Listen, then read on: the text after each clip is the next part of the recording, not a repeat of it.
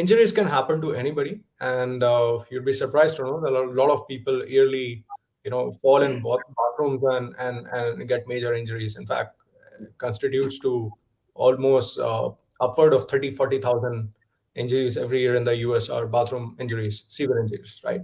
So if you have a notion that going to the gym can result in injuries, I'm just trying to ease you into understanding that injuries can happen even if you step out of your bed. um, the key here is to learn from the mistakes and then not repeat those mistakes. If you have got an injury, the first thing is you have to understand how did you get the injury.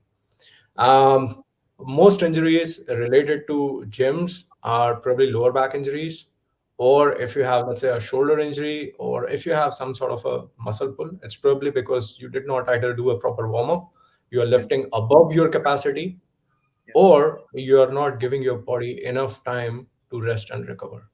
If you just take care of these basic things, you will never get any injury. And again, I've had injuries all my life. I have osteoarthritis since I was a kid, but I can do all sorts of stuff. I can do backflips and all sorts of acrobatics. We even learning. Now I'm learning the hip hop and everything, right? So I do all of this, and this is despite the fact that I have osteoarthritis since I was a kid. And weight training was the only thing that helped me in recovering from my injuries, and it's what keeps my bones healthy and strong.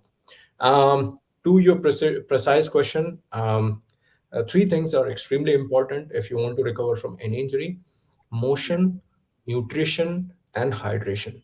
Motion improves blood flow, blood circulation. Blood is what channels all the nutrients to your entire body. Each and every cell in your body requires nutrition, right? And blood is basically the carrier. So the more you move, the more blood circulation will result in more nutrition towards the injured area. One thing. If you have a shoulder injury, that's fine.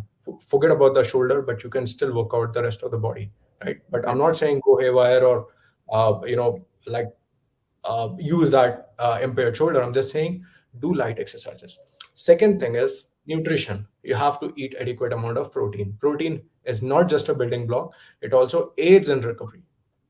It also improves your bone density. It helps you in multiple ways, because the other substrates, which is fat and carbohydrates, they're not building blocks, they are energy blocks. They are primarily used for energy in the body, but protein is the only thing which is the building block for your body. So eat enough amount of protein, right? So the first part is motion, second part is nutrition, third part is hydration. Your body is 70% water. Even your bones have water in them, and because of this water, so think about it. You ever Water actually creates a very strong system. Without water, we'd be actually very, very weak. Our muscles are also water. There's a lot of water inside of muscles, and that's actually think of a muscles as a rubber balloon with water filled inside it, and like those balloons which we use for taking a hot massage or the hot pack. So that's how your muscles are. They're filled with water.